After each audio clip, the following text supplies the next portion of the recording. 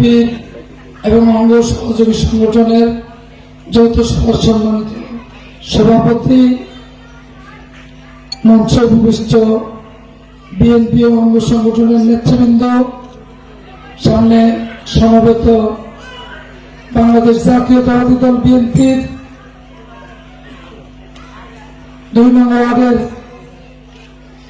শহীদ রাষ্ট্রপতি জিয়াউর রহমানের সৈনিকের একাংশ, আসসালামু আলাইকুম ওয়া রাহমাতুল্লাহি ওয়া বারাকাতুহু। আমি সত্যি আনন্দিত। আজকে 6 নং ওয়ার্ডে আমি 6 নং ওয়ার্ডের মিটিং এর কথা শুনেই কিন্তু আমি শহীদদের কাছে আমি উইলিংলি বলছি ভাই আমি 6 নং ওয়ার্ডের মিটিং এ যাবো, কারণ এই ওয়ার্ডের সাথে হামচুর থানা বিএনপির অনেক ঐতিহ্য, যেটা খুরশেদ কোতোয়াল সাহেব বলেছেন।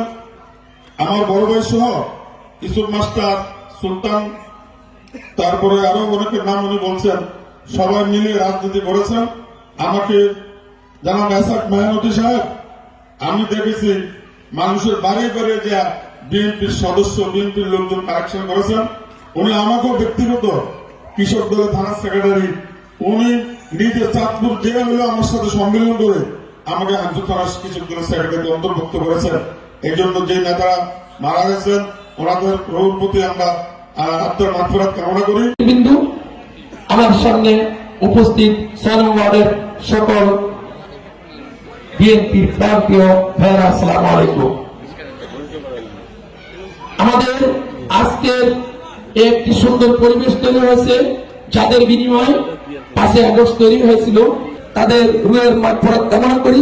এবং যারা পঙ্গুত্ব বরণ করে আজও হাসপাতালে এবং নিজের ঘরে বিছানায় চটপট করছেন, তারা যেন খুব শীঘ্রই আমাদের মাঝে সুস্থ হয়ে ফিরে আসেন, সে আশা করে আমি আমার বক্তব্য শুরু করছি।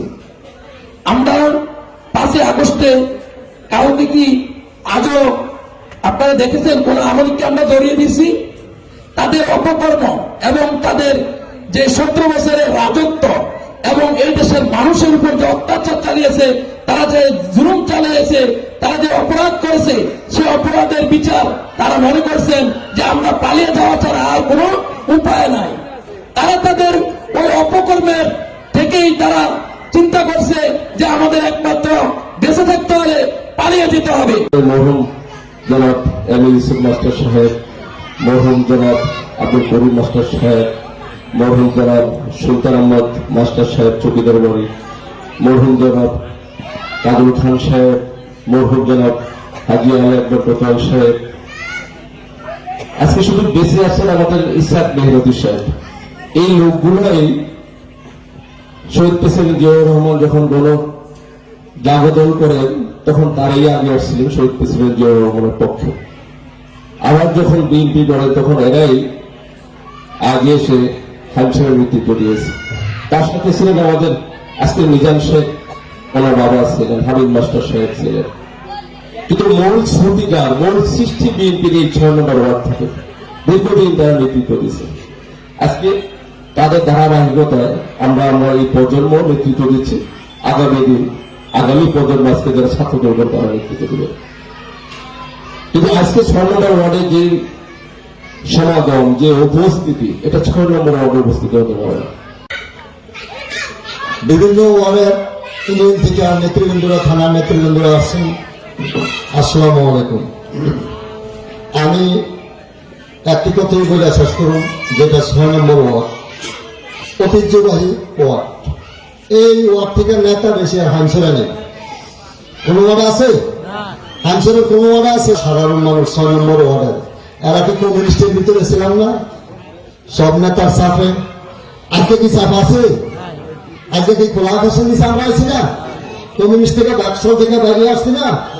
কোন নেতার চাপের থেকে বাইরে আসছে না? আমরা আমাদের এই দল সুসংগঠিত হামসেরের এই দলটা প্রতি আমরা বাংলাদেশের নেটে দেখেন, বাংলাদেশের প্রতি নজর রাখেন, সকলে ছোট বড় যারা আছে, আমরা কি এই দলের থেকে কেউ বাইরে গেছি? আমরা ভোট দিতে করে আগামী দিনে শেখ ফরিদ আহমদ মানিক ভাইকে আমরা এমপি নির্বাচিত করব। এবং আজকে যারা হরি এই মঞ্চে উপস্থিত আছেন তাদের কাছে আমার উদাত্ত আহ্বান রাখবো,